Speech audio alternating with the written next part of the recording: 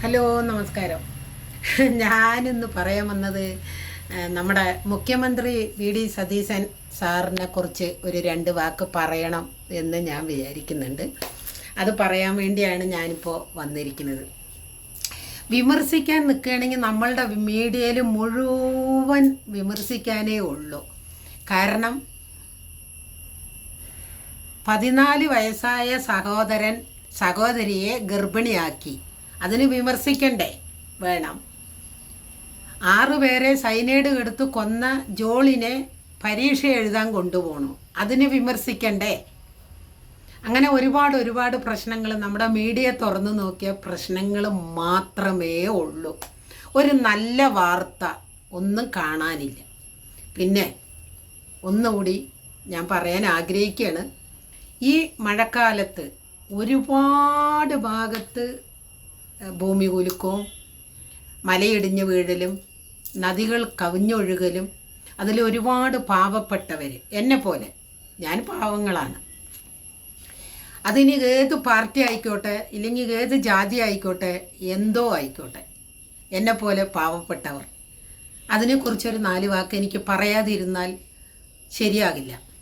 അപ്പോൾ വിമർശനം എന്താണെന്ന് പറഞ്ഞാൽ, നമ്മളുടെ ഇപ്പോഴത്തെ മുഖ്യമന്ത്രി ഈ മഴക്കാലത്ത് ദുരിതങ്ങൾ അനുഭവിച്ച് ഒരുപാട് സ്കൂളുകളിൽ പാവപ്പെട്ട ആൾക്കാർ വീട്ടിൽ വെള്ളം കയറി അവരിൻ്റെ സ്വത്ത് മുഴുവൻ നശിച്ചു പോയി. ഒരുപാട് അഭയകേന്ദ്രത്തിൽ ആൾക്കാർ ഇരിക്കുന്നുണ്ട്. ഞാൻ കോൺഗ്രസ്സുകാരിയാണ്, എന്നാലും എനിക്കത് പറയാതിരിക്കാൻ വയ്യ. ഈ സമയത്ത് നമ്മളുടെ മുഖ്യമന്ത്രി വി ഡി സതീശൻ സാറ്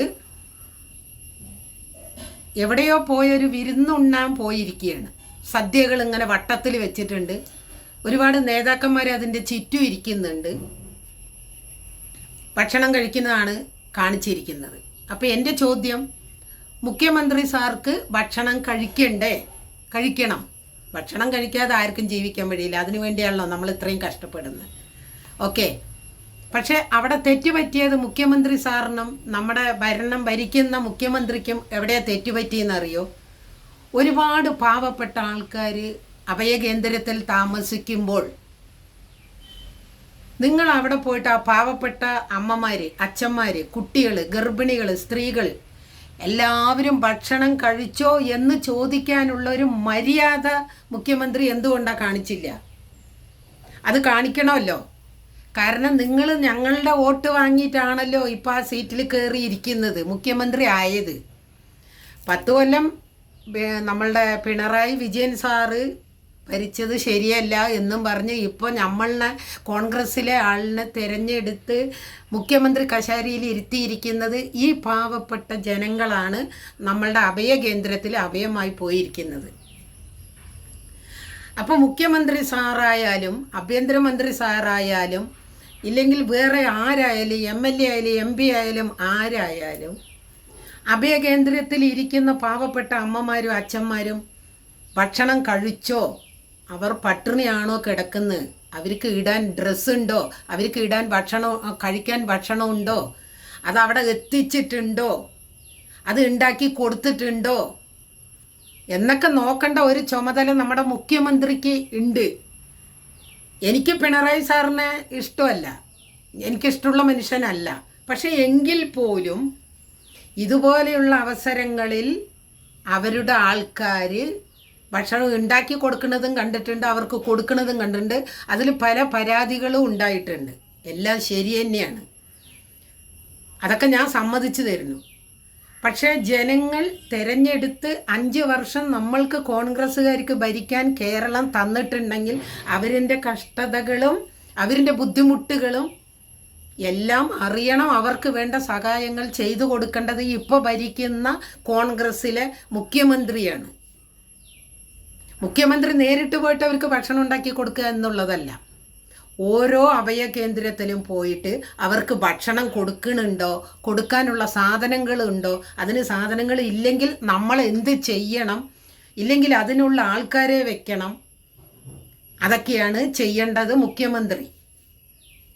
അല്ലാതെ മുഖ്യമന്ത്രി ഭക്ഷണം കഴിച്ചത് തെറ്റാണോ എന്ന് ചോദിച്ചപ്പോൾ അയാൾക്ക് ഭക്ഷണം കഴിക്കേണ്ടെന്നല്ല. പക്ഷേ നിങ്ങൾ പാവപ്പെട്ടവരെ കൂടി ഒന്ന് അന്വേഷിക്കണമായിരുന്നു. കാരണം മഴക്കെടുതി എന്ന് പറഞ്ഞാൽ ഒരുപാട് നാശനഷ്ടങ്ങൾ സംഭവിച്ച സ്ഥലങ്ങളുണ്ട്. നിങ്ങളവിടെ പോയിട്ടുണ്ടോ? കോൺഗ്രസ്സുകാർ പോയിട്ടുണ്ടോ? ഞാൻ എടുത്ത് ചോദിക്കാൻ കാരണം ഞാൻ കോൺഗ്രസ്സുകാരി ആയതുകൊണ്ടാണ്.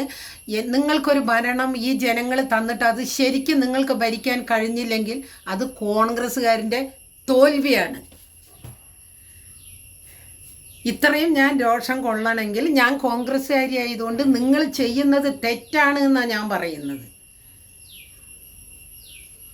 അപ്പോൾ നമ്മളെ കുറ്റം, അതായത് ജനങ്ങൾ വോട്ട് തന്ന് നിങ്ങളെ കയറ്റി ഇരുത്തിയിട്ട് ആ സ്ഥാനത്ത് ഇരുന്നിട്ട് പാവപ്പെട്ട ജനങ്ങൾ നിങ്ങളെ കുറ്റം പറയണമെങ്കിൽ നിങ്ങൾ ചെയ്തത് തെറ്റായതുകൊണ്ടല്ലേ?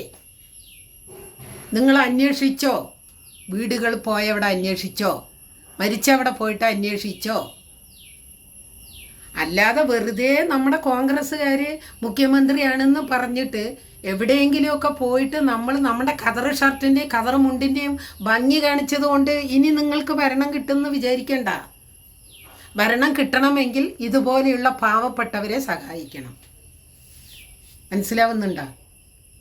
അപ്പോൾ കോൺഗ്രസ്സുകാരോട് ഞാനൊരു ചോദ്യം ചോദിക്കുന്നത്, കൊടി പിടിക്കാനും അല്ലാത്ത കാര്യങ്ങൾക്ക് പോയിട്ട് സമരം ചെയ്യാനും നാലാളെ മീഡിയക്കാരനെ കാണിക്കാനും വേണ്ടി ആവരുത് കോൺഗ്രസിൻ്റെ ഭരണങ്ങൾ.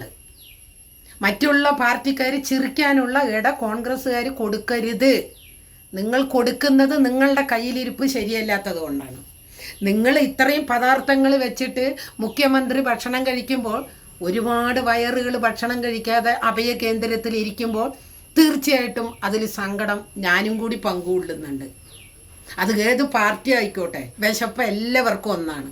മാർക്സിസ്റ്റുകാരന് ഒന്നാണ്, കോൺഗ്രസ്സുകാരന് ഒന്നാണ്, BJP-കാരന് ഒന്നാണ്. വിശപ്പ് എന്ന് പറയുന്നത് എല്ലാവർക്കും ഒന്നാണ്. അപ്പോൾ മുഖ്യമന്ത്രി ഒരു തെറ്റ് ചെയ്തത് പാവപ്പെട്ടവരെ അന്വേഷിക്കാതെ നിങ്ങൾ പോയിട്ട് സദ്യ കഴിച്ചതാണ് തെറ്റ്. നിങ്ങൾ ഭക്ഷണം കഴിച്ചതിലല്ല തെറ്റ്, പാവപ്പെട്ടവരെ അന്വേഷിക്കാത്തത് കൊണ്ട് നിങ്ങൾ കഴിച്ചതാണ് തെറ്റ്. മനസ്സിലാവുണ്ടോ? എല്ലാ കോൺഗ്രസ്സുകാരും ഒരേപോലെ ചിന്തിച്ചിട്ട് പാവപ്പെട്ടവരെ സംരക്ഷിച്ചില്ലെങ്കിൽ 5 വർഷം കഴിഞ്ഞ് കഴിയുമ്പോൾ ഈ കോൺഗ്രസിൻ്റെ കയ്യിൻ്റെ കൊടിയൊക്കെ ആൾക്കാർ കൊണ്ടുപോയി കത്തിച്ച് കളയും. മനസ്സിലാവുണ്ടോ? ഇതാണ് നടക്കാൻ പോണത്.